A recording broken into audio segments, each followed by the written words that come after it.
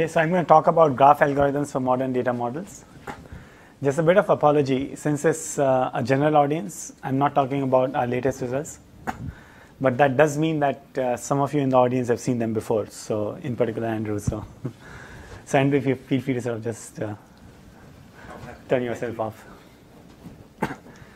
So over the past decade, many commodity distributed computing platforms have emerged, and two major examples are MapReduce, which everyone has heard of, and distributed stream processing, which is also quite common. It's just that there's no one unifying platform the way Hadoop is for MapReduce. So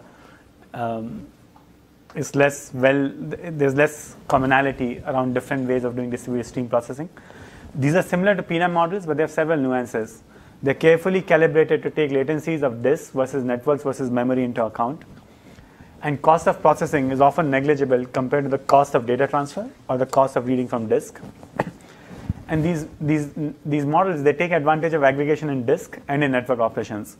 For example, the cost of sending 100 kilobytes is about the same as sending 1 byte over a network, because you still have to reserve a space on the underlying physical channel. You still have to send some token over. It still has to go through your whole processing stack.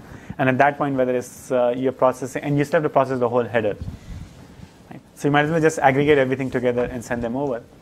And so the first data model that we're going to talk about is MapReduce. That it takes advantage of this aggregation. It's an immensely successful idea which has transformed offline analytics and bulk data processing. And Hadoop, which initially came from Yahoo, is the most popular implementation. And so it's got three phases. The first phase is what's called a map. In a map, you transform a key value pair into other key value pairs using a user-defined function called map. So map is both a phase in the computation as well as a user-defined function. So it's overloaded notation. Many mappers can run in parallel on vast amounts of data in a distributed file system. Then shuffle is just an infrastructure phase. The programmer never sees shuffle. The infrastructure then transfers data from the mapper nodes to the reducer nodes so that all the key value pairs with the same key go to the same reducer and get grouped into a single large key, val1, val2 pair. And a reduce is a user-defined function, also an infrastructure phase, that processes this grouped key, val1, val2 pair for a single key. And many reducers can run in parallel. One difficulty with trying to do algorithms for Hadoop is that there's no well-established notion of complexity measures for Hadoop. There are complexity measures which are sort of more about what can be computed, which pertain more to what can be computed in polynomial time on Hadoop. But there's nothing which allows you to do detailed analysis. And so this is an attempt to do a detailed performance model for Hadoop. And so we have complexity measures which are divided into two classes, key complexity and sequential complexity. Key complexity can be thought of as the amount of effort you would put into your computation if you had infinitely many computers. So if infinitely many computers, the bottleneck becomes how much time it takes to process a single key value pair, which needs to happen on a single computer. And here one key measure is the maximum size of a single key value pair, and that's often called the curse of the last reducer. For example, Ravi has written papers which bring down the curse of the last reducer for various problems. Yeah. So if your single key value pair is very large, then there'll be one reducer. No matter how many computers you have, there'll be one reducer which will take a huge time, and that's called the curse of the last reducer. The amount of time taken to process each key, the memory required to process each key, and these are sort of subsidiary measures, okay? Not quite as important as the maximum size of a key value pair. And the next thing is sequential complexity. And you can think of this as the amount of time it would take if you were doing everything on a single computer.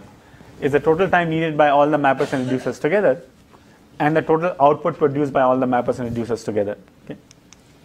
And this total output produced by all the mappers and reducers together, you can think of this as a shuffle size. I mean, it's not exactly a shuffle size, but that's the main component.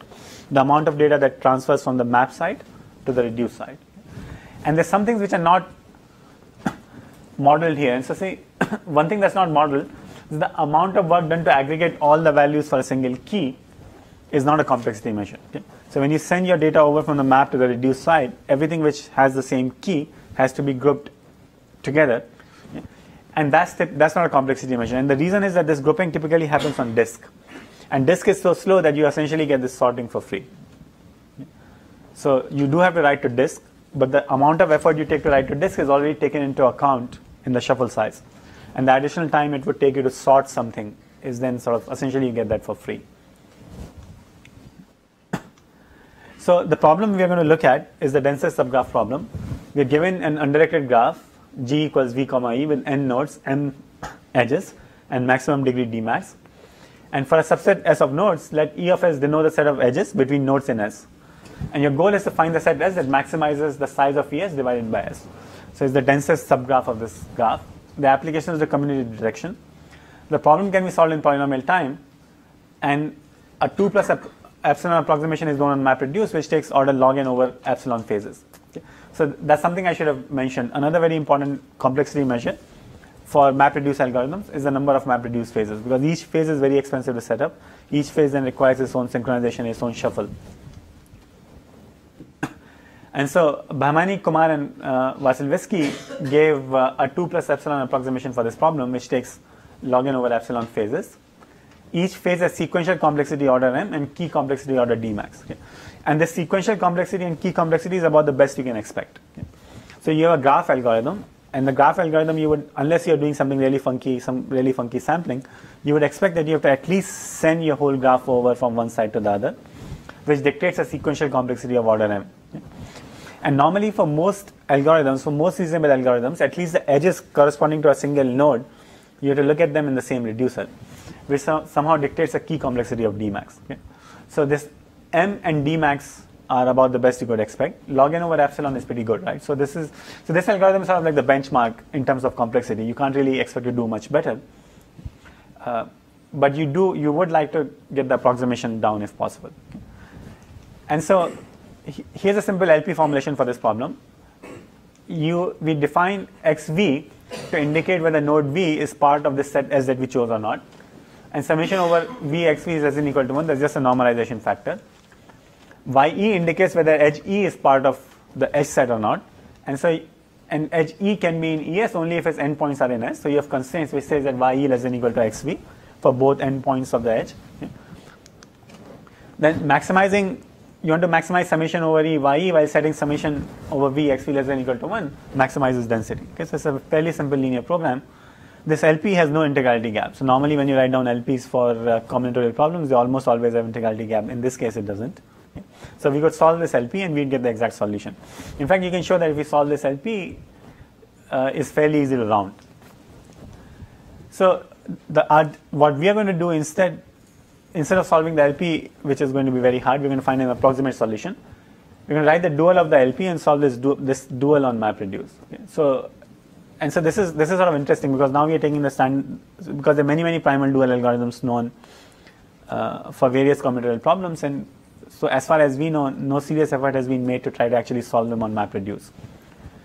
So we're going to look at what we call PSC type algorithms. These algorithms perform multiplicative updates of dual weights. It's a powerful primal dual technique.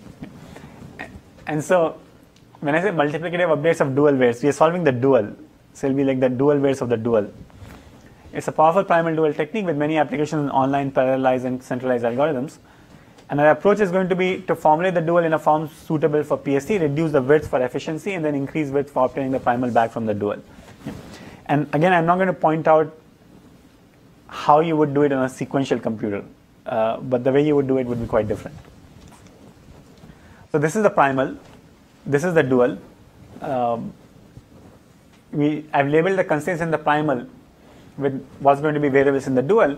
The summation over V xv less than or equal to 1 is the constraint I'm calling D for density, and Ye less than or equal to xv is going to be a constraint which I'm going to call alpha EV. Is going to be a constraint for every edge and both nodes incident on that edge. And then the dual ends up being minimized D. That's the only non-zero coefficient on the right. Simple exercise in taking duals. And then in addition, you're going to get alpha EV plus alpha EW greater than or equal to 1 for all edges. It essentially says that for every edge you have to assign you have to take an edge and you have to assign some cost for that edge for each of its endpoints, such that the edge gets covered by either this endpoint or that endpoint. In a way such that the sum of the edges, the amount of cost that you assign to a single node, is less than or equal to D. And this D is what you're shooting for. D is your density, your densest subgraph. So again, it's a straightforward dual. You could solve it. You could solve the primal.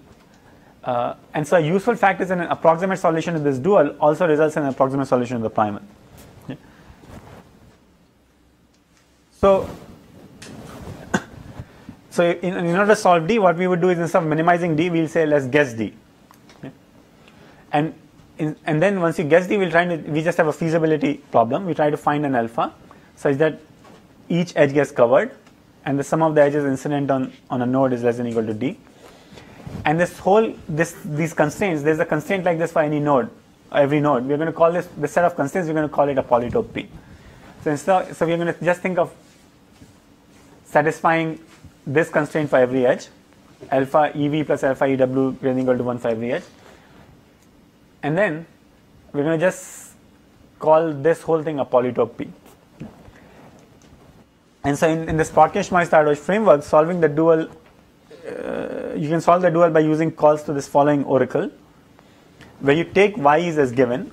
So you assume that you're given Y's.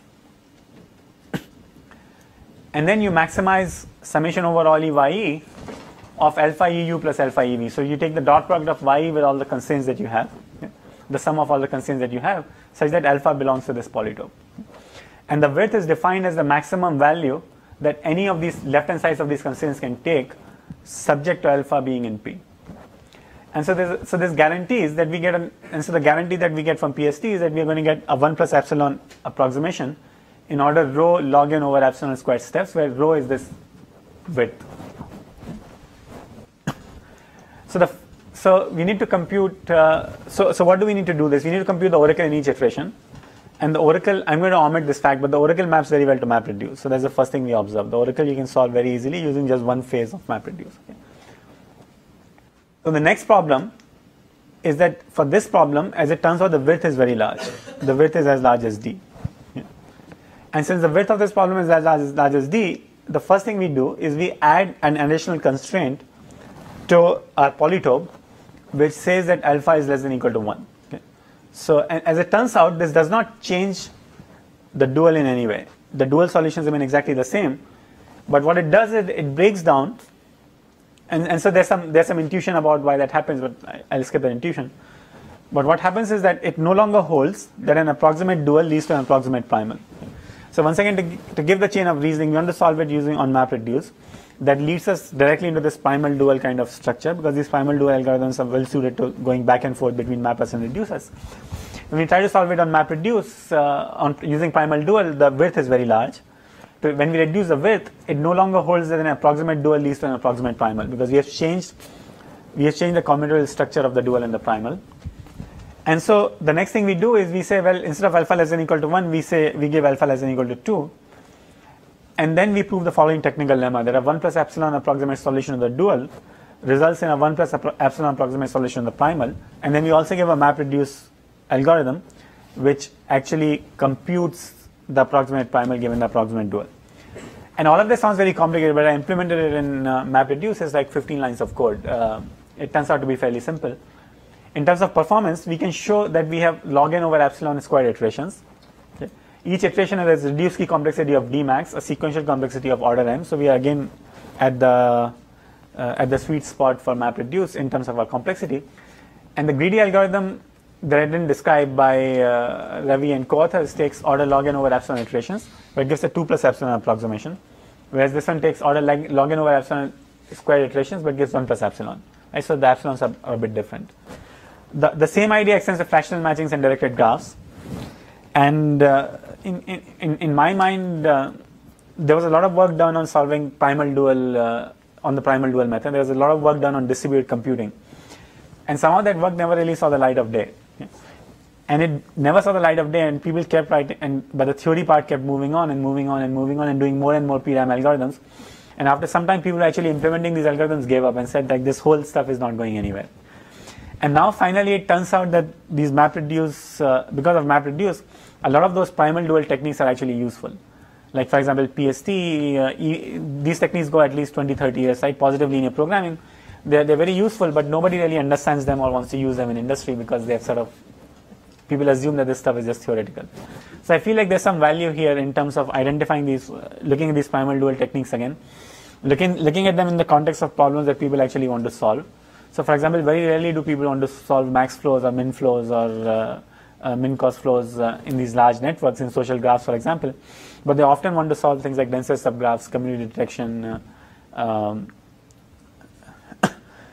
clustering. And so it'll be really nice to sort of dust off some of these primal dual techniques. They don't directly apply. You have to take into account the specifics of the model. But I think it's a fruitful direction. Now the next model I want to talk about is what I call distributed hash table. Is an active distributed hash table.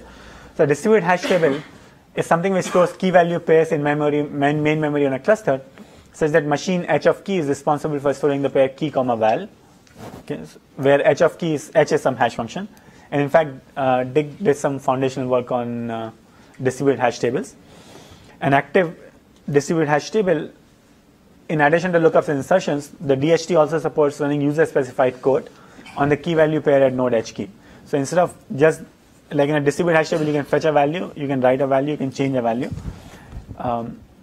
Here you can also go to that node and say, here's a piece of code, just execute this piece of code on that value. And that allows your key value pairs to be very complex because you don't have to fetch them all the time. It allows them to be complicated data structures. And this is like continuous MapReduce, because in MapReduce also you have these key value pairs which are being sent to reducers according to this function h key, except that this is continuous and reducers can talk to each other. So if you had continuous MapReduce where reducers could talk to each other, you would essentially get an active DHT. So the second example problem that I'm going to take is PageRank. It's an early and famous search ranking rule from Brin et al.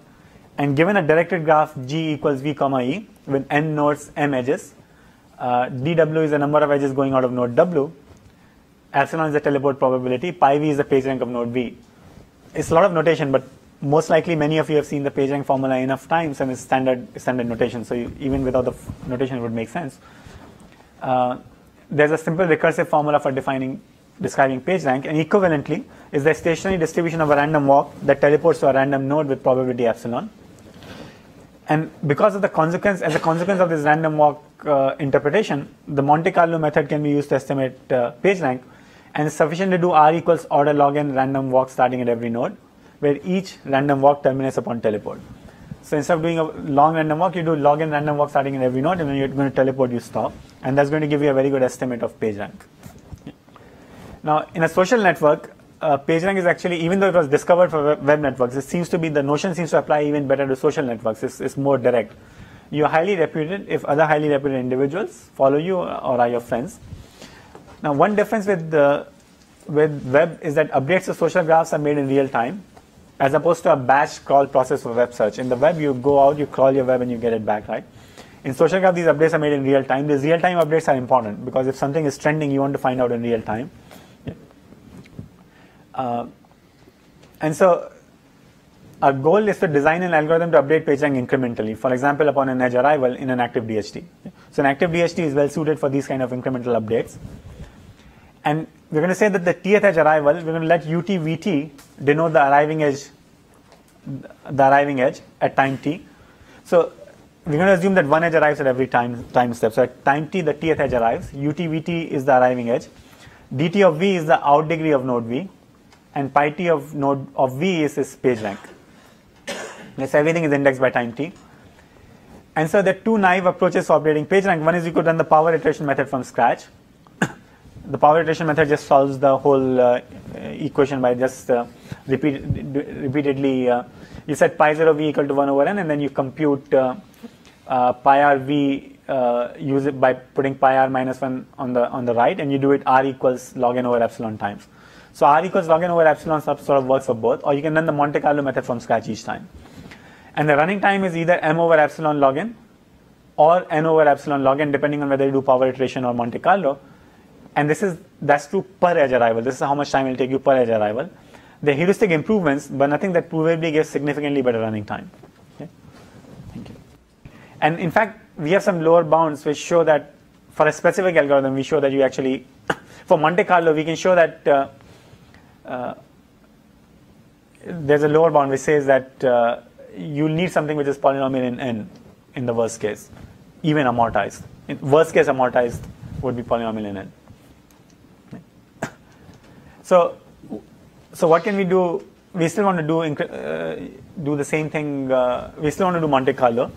So the natural way of doing Monte Carlo is that we initialize the active distributed hash table where we store the social graph, and we store log n random walk starting at every node.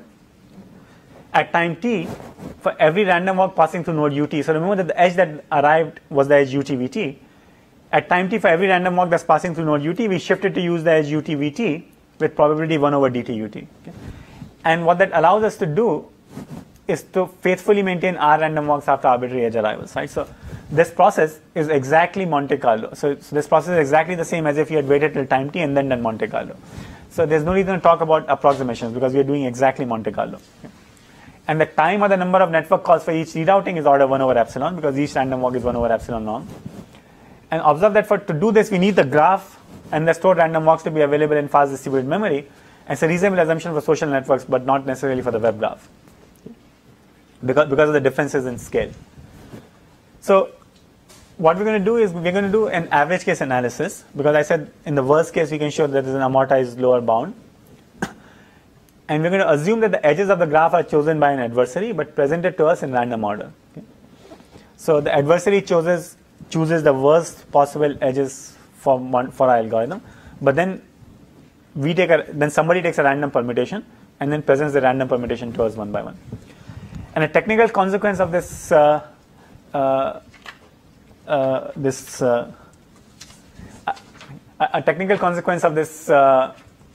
assumption is that the expected value of the PageRank after time t of the arriving node utvt is the edge arrived, divided by the degree of ut is 1 over t. Okay? And so the technical consequence is sort of hard to prove, but here's a rough intuition. Okay? We expect pi t ut to be around 1 over n. Pi t ut is a stationary distribution of PageRank. You pick a node. If you didn't know anything about the node, you would say what's this PageRank is 1 over n. Okay? We expect 1 over dt ut, which is 1 over the degree of the node, to be around n over t. There are t edges, n nodes, so 1 over the degree we expect to be around n over t.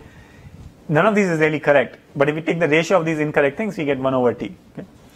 And the random order ensures that the expectation of this ratio is essentially that this rough back of the envelope calculation is actually correct. Okay?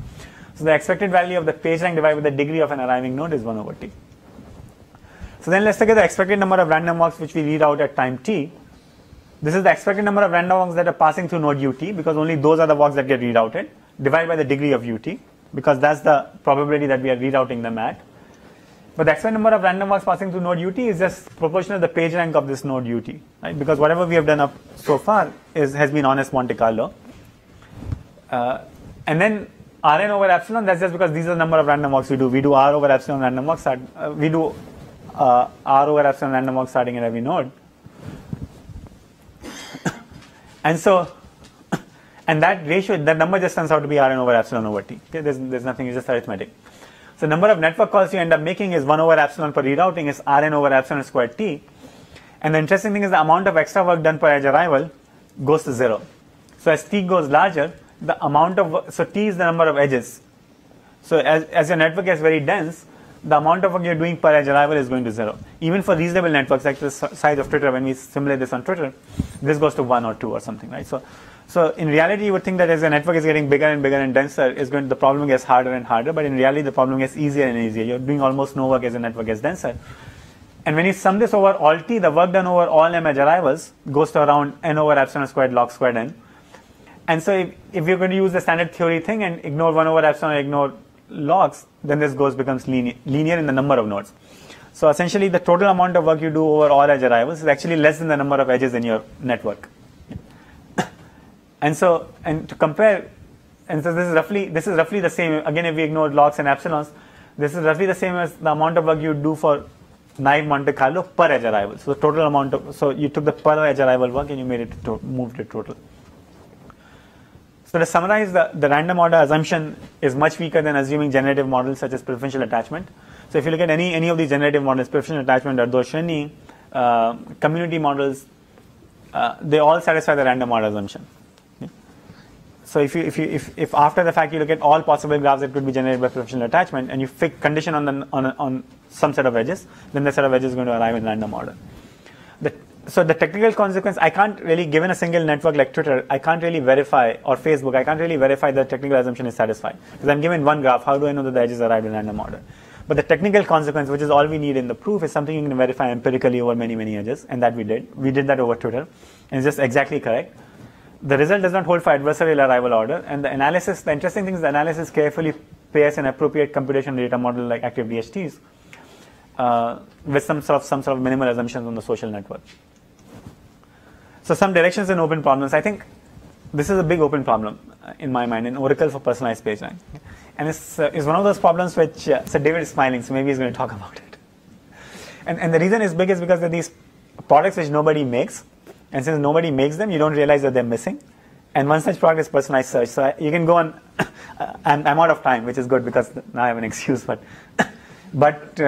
if you go on Google and you search for something, like for example, if I go and search for Bahman, who's the person I wrote this paper with, right? Nothing shows up, nothing interesting shows up. It should be somehow personalized to me, right? If I go on Twitter and I search for algorithms, nothing interesting shows up. And so right now, web search in particular is personalized in sort of very, very trivial ways. And it's a big missing thing. And I think what's missing is an Oracle for personalized PageRank or something like personalized PageRank, which can tell you not just who the top 100 people are for you in personalized PageRank, but given an arbitrary person, what's that person's personalized PageRank score for you? Real-time social search, and so that in turn would facilitate real-time social search. We have made partial progress for distance-based relevance measures. For there, we can do real-time social search, which is personalized, but distance is not as interesting as personalized PageRank. Mixed algorithms that can run on either MapReduce or active DHTs or a combination seamlessly. And I don't know why this is there. Okay. Thank you.